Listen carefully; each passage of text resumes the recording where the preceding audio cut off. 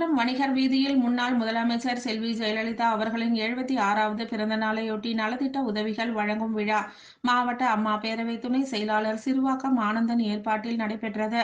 காஞ்சிபுரம் வணிகர் வீதியில் முன்னாள் முதலமைச்சர் செல்வி ஜெயலலிதா அவர்களின் 76வது பிறந்த நாள் விழா நலத்திட்ட உதவிகள் வழங்கும் விழா மாவட்ட செயலாளர் வி சோமசுந்தரம் தலைமையில் நடைபெற்றது.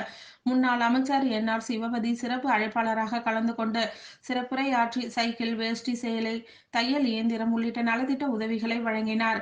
மாவட்ட அம்மா பேரவை துணை செயலாளர் சிறுவாக்கம் ஆனந்தன் ஏற்பாட்டில் நடைபெற்ற விழாவில் கழக அமைப்பு செயலாளர்கள் மைதிலி திருநாவுக்கரசு, வாலாஜாபாத் கணேசன், முன்னாள் நாடாளுமன்ற உறுப்பினர் காஞ்சி பன்னீர்செல்வம், எம்ஜிஆர் மன்ற செயலாளர் கார்த்திக், சேகர், மாவட்ட அம்மா பேரவை செயலாளர் கே.யு.எஸ். சோமசுந்தரம், மாவட்ட பொருளாளர் வள்ளி நாயகம், மாவட்ட இளைஞர்கள் இளம்பெண்கள் பாசறை செயலாளர் வி.ஆர். மணிவண்ணன், பகுதி செயலாளர் கோல்டு ரவி, பாலாஜி, ஸ்டாலின், ஜெயராஜ், ஒன்றிய செயலாளர் தும்பவனம் ஜீவானந்தம், களக்காட்டூர் ராஜி, அத்திவாக்கம் ரமேஷ், எஸ்.எஸ்.ஆர். சத்யா, டில்லி பாபு, பாண்டியன், மதன் பிரபு, கோல்டு மோகன், பட்டு கூட்டுறவு சங்க தலைவர்கள் வாசு, விஸ்வநாதன், மாநகர வட்ட கழக நிர்வாகிகள், மாநகராட்சி மாமன்ற உறுப்பினர்கள், முன்னாள் கவுன்சிலர்கள், மகளிர் அணி நிர்வாகிகள், மாவட்ட மாநகர ஒன்றிய நிர்வாகிகள் என பலர் கலந்து கொண்டனர்.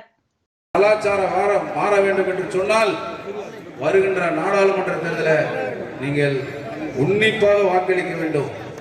உன்னிப்பாக வாய்க்கணும்னா நீங்க தான் கவனிக்கணும்.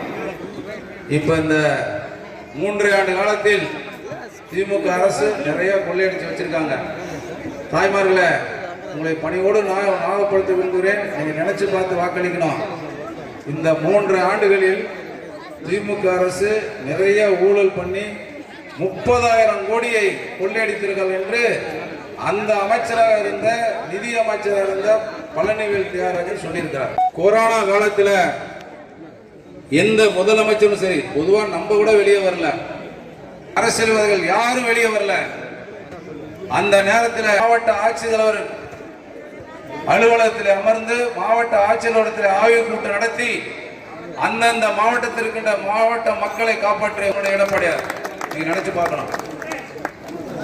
எடப்பாடியார் நீங்கள்லாம் சாதாரணமா நீங்க வந்திருக்கிற தாய்மகளை உங்களை நான் கேட்டுக்கொள்வதெல்லாம், நம்முடைய மாண்புமிகு எடப்பாடியார் வந்து இந்த நாட்டின் முதலமைச்சராக வந்தார்னா ஒரு எளிய முதலமைச்சராக இந்த நாட்டுக்கு நல்ல பள்ளிக்கூடங்கள், கல்லூரிகளில் இன்றைக்கு அதிகமாக மாணவர்கள் குடிக்கிறார்கள். இந்த போதைப் பொருளை என்ற சாதிக் சாபர் அவர்கள் இந்த திராவிட முன்னேற்ற கழகத்துடைய மாநில செயலாளர்.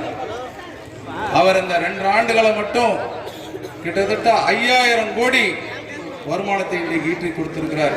எங்க கொடுத்திருக்கிறாருன்னா இந்த தேர்தல் நேரத்தில் தெரியும். நீங்க எல்லாம் பார்க்க தான் போறீங்க. சர்வதேச குற்றவாளிக